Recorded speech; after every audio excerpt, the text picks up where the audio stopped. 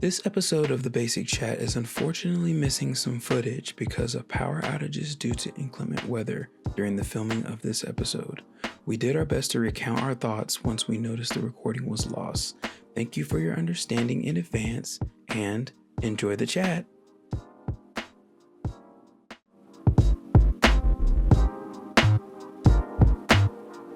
Y'all, the wind knocked my power out. And now on my screen, and now because of the way that she has the camera sitting, she just looked like a floating head. I should take a picture so y'all can see.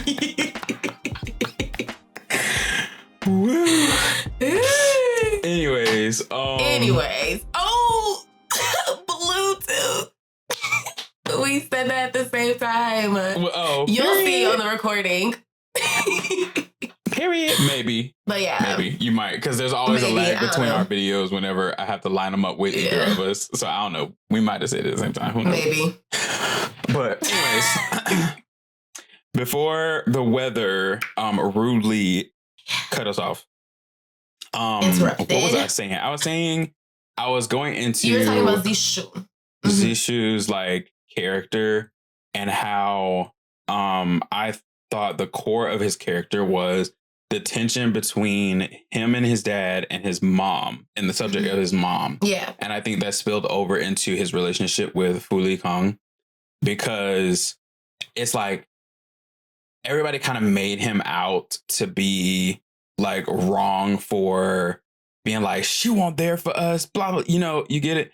Yeah. But the thing is, he didn't know what the actual thing was. He didn't know, like, you didn't, as the dad, didn't divulge what actually happened. Like, He just knew that she upped and left. And left. And so it's like I honestly, do not like that type of miscommunication, because especially when it comes to how you feel about people, because that was an integral piece of information that he needed, because you hear him bad mouthing his mom, and he's like, she left. Like, what do you want me to think? Like, why do you want me to respect a lady who never wanted us or wanted to love us in the first place from his perspective? But you're not divulging information. Of, an abandoned child. Yeah, it's like you're not divulging information.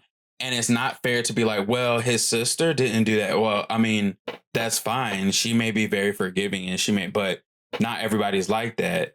Not everybody. No. If I would probably say with my personality and my demeanor, if my parent abandoned us and that's what you told me and that's what I found out, I would be upset too. And I probably would not have good feelings towards that parent. So you would have a little bit of resentment. Yeah, so I didn't blame him at all for that. I was like, man, y'all making him seem like the bad person in the situation, but he's just going off the information that y'all let him have. A little baby. Zishu was the literal golden retriever boyfriend. He would do anything for Fu Li Gong. Yeah. Ugh. And it's like for Fu Li Gong, I think unrequited love the biggest miscommunicator. Child. It's assumedly the unrequited love trope is just so heart-wrenching, because here's this man that loved his best friend. And it's so hard because when you like your best friend and you don't want that to mess up the flow, the vibe, it's hard to it's easy to be from our standpoint, we'd be like, just tell them, but just tell how you feel. It's but at the same time, it's but if you tell them there's no going back after that. There's no going back to that. Those feelings are out there. I don't care what nobody says. We are all humans. People be like, oh, we're best friends. Yeah. No, but there's still that lingering fear. There might be something that the other person not telling you, or there might be something that you're not divulging about how you feel about y'all not making it as a couple instead of friends. Still be friends with a best friend that I had a crush on. I don't know how y'all do it. I feel like you can still be friends, but you can't say that those feelings and the sourness or the bittersweetness of those feelings and not crossing over into that and it staying friends. No, that's what I'm saying. Like, personally, I couldn't because it would spill over. I wouldn't be able to keep it in check. I'm going to get jealous. I'm going to feel like... Hats off to people that can do it, though. Like, because people be acting like, oh, if they don't accept my feelings, the feelings go away. No, they don't. Yeah. If they do, you're an android and we need to be looking at the government. Child, that's what made that little breakup even more heartbreaking when it was like the feelings were mutual. Everybody was all in. And then you were just like, no, like, and I get it. He felt like he was doing the right thing at the time for both of them because he saw tension between a dad and a son and he wanted to help fix it. But like, you should have let him know, you know? And I think I wanted to understand Fully Gong. So I tried to like keep an open mind to how he was moving. And I think it was the whole thing with Changshi was not going to accept it. It's like when you know somebody is not going to accept you being like, oh, we need to break up so that you and your dad can get better. He knew he wasn't going to accept that. He won't. So that's why he went behind his back and talked to his dad instead. Like that's. And I'm like, I get it. But at the same time, it's like, damn.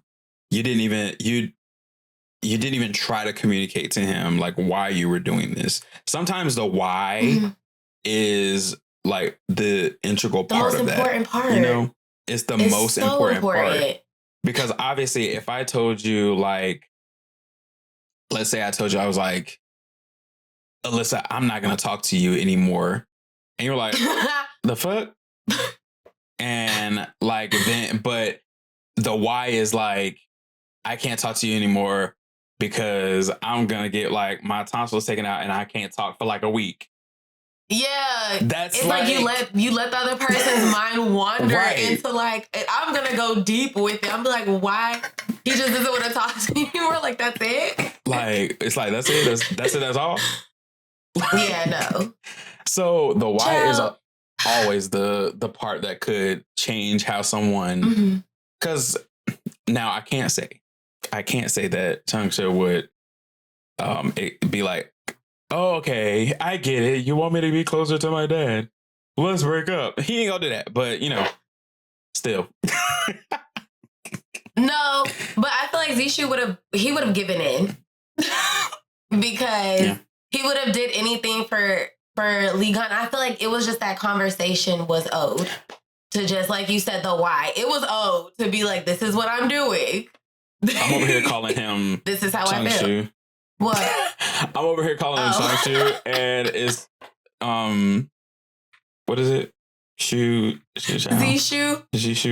it Zishu? Yeah. Please tell us if we're saying his name wrong. I swear that's how it was being pronounced. Yeah, please. Because I swear that's how I heard it last night. I'm trying. I'm trying my hardest. But no, at the end, they ended up getting it together, you know. And because my boy quit everything. He was like, peace out. Fuck this shit, I'm out. He did. He was like, fuck this shit, I'm out. Yeah. He quit. He quit everything. He was like, I'm ready to just give it all up. Meanwhile, homie over here like almost got a girlfriend with, what's her name? Yufan? No, wait. Was Nikita, something like that? It was Sarah. That's her name. Sarah Lynn. Sarah? No, Nikita. It was Nikita. Like Sarah? It was Nikita. I know they're like real. I know the character. I'm really good at knowing the characters' real names in real life. Real names, yeah. But in the show, I'd be like, her crush came out of nowhere, and I'm gonna keep saying that. That little confession, I was like, girl, what? She was good at hiding it. She was good at hiding it. Sure was, because you didn't show not one single inkling that you was feeling him. Not one. Like, I will say there were like longing stares, and there were like, you know, preferential treatments when it came to him, but that's like it. But you can't pull a hypothesis off of that. You can't pull like a theory off of that. So I was like, girl, what? I ain't seen it, because I remember reacting to it for the first time when it first came out and being so confused in my head. I was like, wait. I was like, you like him? And then when she slapped him, I was like, oh, wait. I was like, okay. Oh, you really like him? Okay.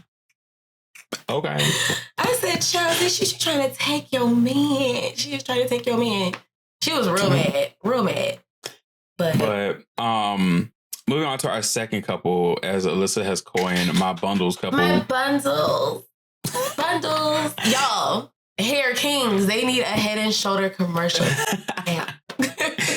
So Yingxia like had what was it, dry cleaning company? The laundromat, yeah. Yeah, and then Yuki was like the bartender, the sexy bartender. My favorite drink he ever made in that show was that one he gave Zisho's like sister, and it was that bubble. It was like bubble that had the fog in it, and she was just like with the smoke. She's like, I was like, period. Not gonna lie, his sister was so like high school coded to me, so I was like, girl, why are you drinking? She was. I didn't like. I kept forgetting that she was in college, like in college. I was like, girl, are you even of age? What is happening? Like, but she was just a cutie character, I guess. But anyways, she was very cute. Their relationship was very interesting because it was like, I don't want to say it flowed smoothly. No, but it definitely flowed more smooth than like the other couple. But yeah, because their issue wasn't that big. Like they kind of fell in place pretty quickly. Yeah, those two. And then they had what was his daughter's name? Ling Ling? Was it Ling Ling? Yeah, Ling Ling. Yeah, little Ling Ling. She was so adorable, and I think that was kind of what helped them together because she was just she attached to Yuki so quickly, and she liked him. While Yingxia is over here like overthinking his relationship and stuff, and he's so in his head about whether or not is she gonna like him? Is this gonna be a fit? Yeah, I think his thing was, does he deserve? What happened? He was Lucci was about to take my toast. She said no. So I politely asked it. I said, "Don't take him."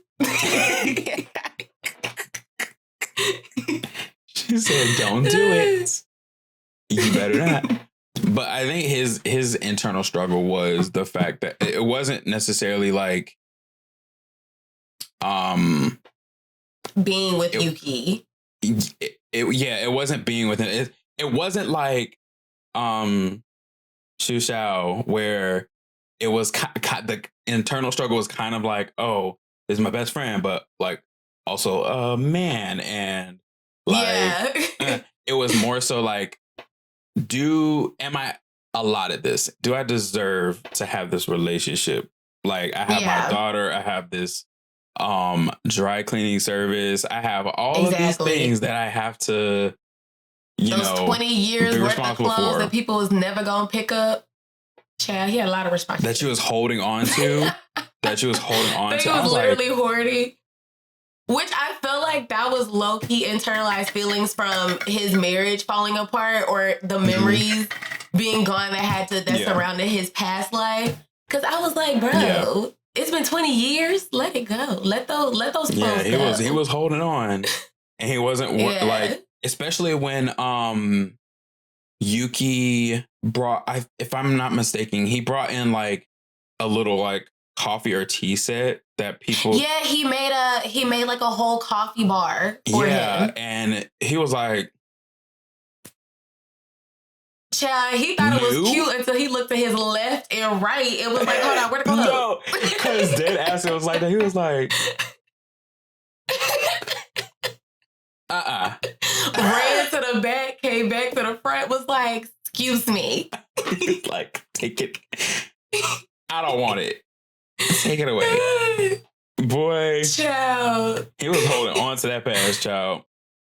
He was not but having our it. good He was girly, not having his it. daughter talked some sense into him and was like, Dad, let it go. Let it go. Get over it. It's time to let go of that. Yeah. And the clothes that you have, Horton, they stank. They stank. I don't care as much as you can dry clean them. They stank. They're old. They stank. It's nasty. Let it go. It's nasty. Not old. It's like, she was like, we don't need an actual curtain to separate our bedroom house from the store because we got a curtain of funk in them nasty ass. Oh, that's clothes you got. I do have one question though. What? Do you have like from what? Because I know you said you haven't watched it in a minute. Do you have like a favorite scene that you remember from there? What? It's real specific. Oh my God. What? My favorite. There were so many really good scenes, but it's just the one that stick because I hyper focused on it because I was like, oh my God. Yeah. It's the scene when they had already gotten together and it was like in the honeymoon phase of their relationship. And Jishao was like sitting on like a chair. He was doing something, but then Fuligong like came over and like asked him like, do you want like something to drink or something like that? And he grabbed him and he like sat him on his lap. But then when they kissed, there was like a little string of saliva that went from like their lip to lip. I was like,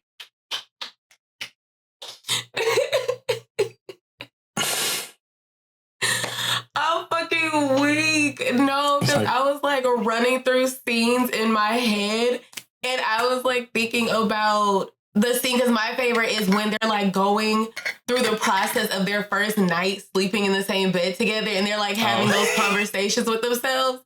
That is my favorite scene, y'all. I was like, I wonder what JORDIE's favorite scene would be. Because that part is too funny. If you have not watched, go watch.